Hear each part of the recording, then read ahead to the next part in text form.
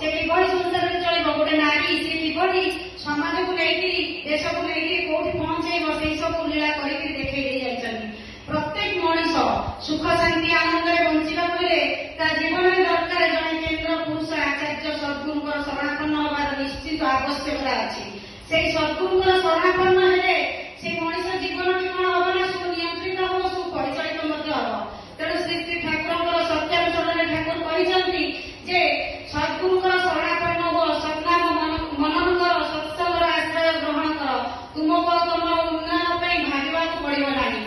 पुणी ठाकुर कहते सब दीक्षा दिए संप्रति मरण धारण ए नाम जपे काकई अक्षर जन्म विधि। तेणु से श्री श्री ठाकुर को धरवा माध्यम हूँ कौन ना दीक्षा। कारण देखु प्रत्येक माँ मैंने जाती मंदिर को जाती भोगराग लेकिन जाती भोगराग कहीं लेकिन जाती शिव मंदिर जातु कृष्ण मंदिर जातु कि मंगला मंदिर जातु जो भी जातु भोगराग लेकिन जाती जिते थर डेली भी प्राक्ट अच्छी जन डेली सका सन्ध्या दी ओली जा सेमती आमर ये इष्टवृत्ति हूँ रक्षा कवर जोटा कि प्रत्येक ठाकुर कह दीक्षा ने आपने जानवे जे अन्न जल स्पर्श करने पूर्व प्रथम इष्ट को किसी माने निवेदन कर अन्न जल साधारण देखिए महावस्था गुरुवार माँ मैंने पानी पिंट ना पूजा कर सारे जाए पा पीबे सेमती आमर प्रत्येक इष्टवृत्ति हूँ रक्षा कवर। प्रतिदिन आम जो इष्टवृत्ति करा 24 घंटा आम चारिपटे गोटे सर्कल क्रिएट हुए जहाँफल कि आमको रोग वैराग माने सबुठ संकट विपद आपद झड़े झुंझा जिते आस जीवन में सबुठ दूरे रखे। तेणु मनीष जीवन हूँ दुर्लभ मनीष जो इष्टवृत्ति कह इष्ट अर्थ हूँ मंगल अमंगल हूँ कौन ना अनिष्ट। तेणु इष्टर वृत्ति मान भरण पोषण जीवन में आम जहाँ कांडारी करके चलवा भरण पोषण भी तो किसी ना कि दरकार ना। कारण आम संसार को किसी नहीं आसने किसी नहीं जीवानी। तेणु जहाँ किसी भगवान देते जो बाड़े भी आम फलमूल लगे जहाँ करुचे धरिकी जाऊे ठाकुर मंदिर से कौन आम नहीं आसुचे किसी नहीं आसने ये जीवन ये निश्वास प्रश्वास सबकि गार।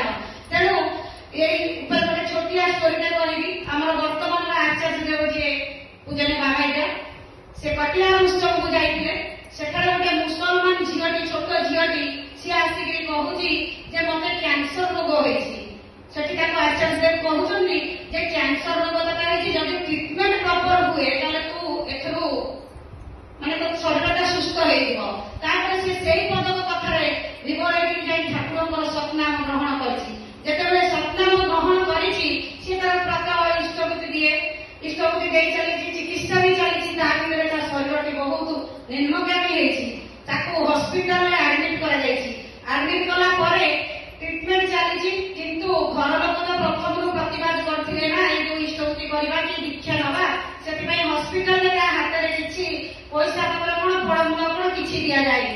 तेणु से पिलाटी विकल होकर देखो एड़े छोट पिला तार जो गभीर विश्वास आत्मविश्वास सी कौन करना हस्पिटाल से बेड मुंड उपर जो थुआई पानी बोतल से धरिकी से इष्टवृत्ति ठाकुर को निवेदन करवेदन करने द्वारा तार शरीर क्षीण होती आ मध्य कौन होना तार जीवन चली जाती जिते जीवन चली जाती परिवार लोक कौन कर चिकित्सा तो बहुत अर्थ खर्च कर तेणु डाक्तर मान दोषारोप कले तुम ठीक ट्रिटमेंट कर आम पिलार जीवन चलीगला एमती बाग बातुल भितर 3 घंटा अतिक्रम हो जाए 3 घंटा अतिक्रम हो जाए देखा जाए छोट झीटर श्वास प्रश्वास पुणी चली कहा जो संभव है सी जो पानी बोतल धरिकी ठाकुर को निवेदन करता से पुनर्जन्म पाईगला एटा प्रकृत सत्य घटना। कारण बाबाई सांग जे प्रशांत चैटार्जी बोली सी भणजा जे सी ट्रिटमेंट करते सी कहानी की आसिक मामू को कहवा द्वारा सी बाबाई को आसिक कहते।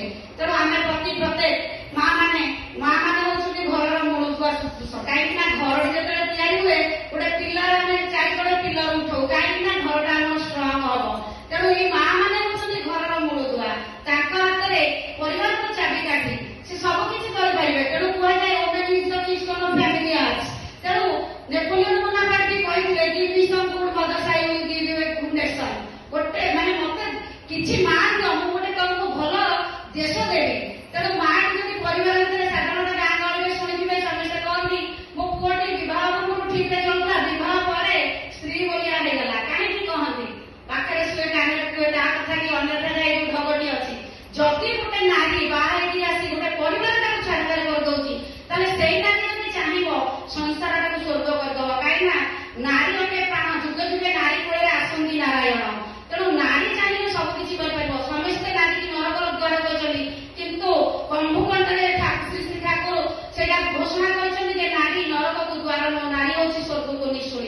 କାରଣ ସେ ବଡ